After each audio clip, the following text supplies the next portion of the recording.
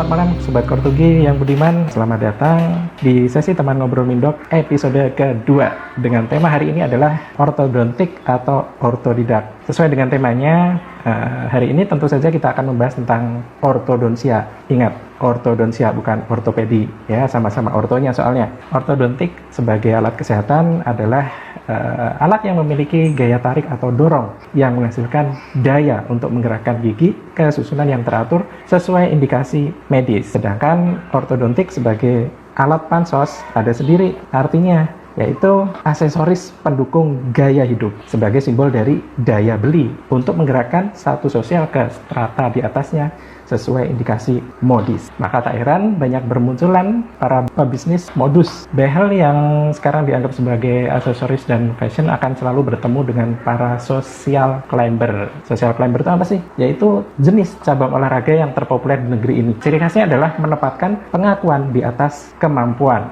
maunya di atas mampunya. Jadi konsumsi satu produk tidak lagi menjadi suatu alasan kegunaan, namun lebih kepada pertimbangan nilai dan image yang melekat daripada produk tersebut. Behel untuk gigi yang tidak bermasalah misalkan, kemudian juga veneer gigi untuk gigi yang sehat, dan mungkin kamu harus coba memakai kain kafan selagi masih hidup.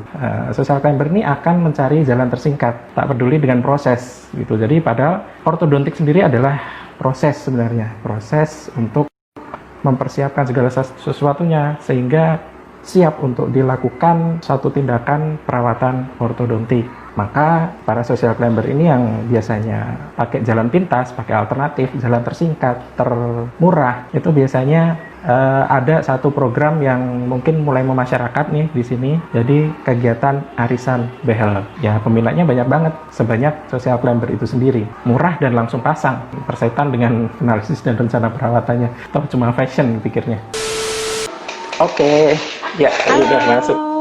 Halo. Apa kabar?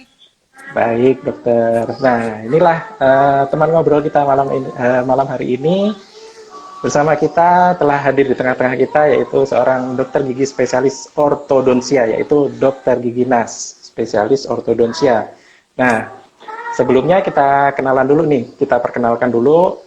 Nama lengkapnya adalah Dokter Gigi Nazilatul Rizkiah, SP Orto and Biotech, biasa dipanggil Dokter Nas. Bisa di follow Instagramnya @drg.naz, drg.naz. Beliau ini adalah praktisi dan sekaligus owner untuk klinik gigi White Dental Jogja. Instagramnya bisa dicek juga di @whitedental.yk.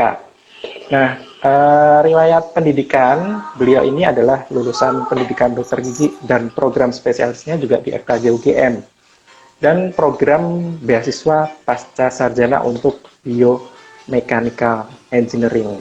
Oke, kita sapa beliau lagi. Selamat malam dokter, apa kabarnya? Tetap kuat di tengah pandemi? Alhamdulillah sehat. Sudah mulai praktek juga dan ya beginilah ya, mau nggak mau harus adaptasi. Suara saya kedengeran ya? Kedengeran nggak? Jelas, kedengeran jelas. Syukurlah. Kita langsung mulai diskusinya, tidak memperpanjang waktu lagi, biar teman-teman juga udah yang nunggu nih, nggak sabar. Nah, pertama kali yang akan kita bahas adalah, bisa dijelaskan nggak sih, siapakah ortodontis itu agar masyarakat lebih kenal? Silakan dokter. Oke. Ortodontis ya.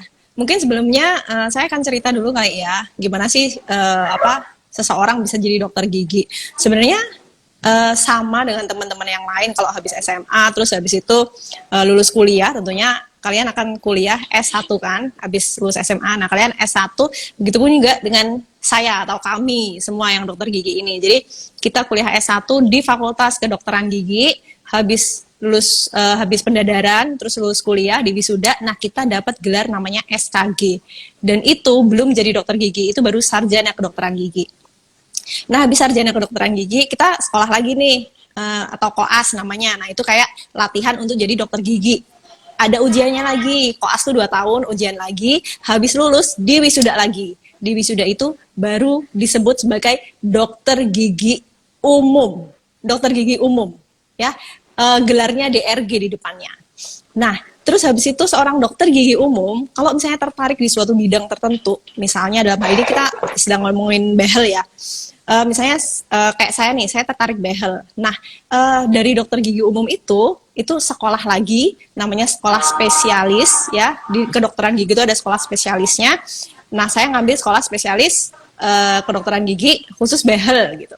Dan itu butuh waktu yang lumayan loh, nggak sebentar ya, kurang lebih 4 tahunan lah. 3 sampai 4 tahun. Baru habis itu ujian lagi, lulus, dinyatakan lulus nih, baru itu disebut sebagai ortodontis. Nah, jadi kalau misalnya teman-teman tanya, ortodontis itu apa sih gitu? Ortodontis itu adalah dokter gigi spesialis kawat gigi, dokter gigi spesialis behel, dokter gigi yang memiliki kompetensi untuk masang behel di gigi pasien, dan dokter gigi yang kadang gemes gitu ngelihat korban-korban yang pakai behel abal-abal. Apalagi saya juga pernah foto saya before sama after itu dicuri gitu ya di tetangga sebelah, di salon gigi sebelah klinik saya. Coba. Ya, jadi mungkin untuk teman-teman itulah pengertian ortodontis. Jadi dokter gigi spesialis kawat gigi gitu. Oke, ya. Jadi info menarik nih ya. Jadi kliniknya Dokter Nas ini sebelahan sama tukang behel ya. Jadi tukang behel yang memang udah terkenal di Kortugi yaitu Lovely Behel itu sebelahan sama sama kliniknya. Jadi sering salah gitu. Orang-orang tuh sering salah masuk gitu.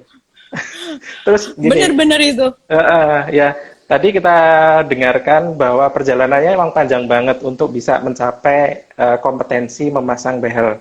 Bayangkan aja seorang profesional medis semakin belajar, dia semakin spesifik ilmunya, semakin terspesialisasi. Di sisi lain, masyarakatnya justru makin multitasking serba bisa. Coba bayangkan, dokternya makin belajar makin spesifik, masyarakatnya makin belajar makin merasa bisa dan melakukan segala hal. Kan anjing.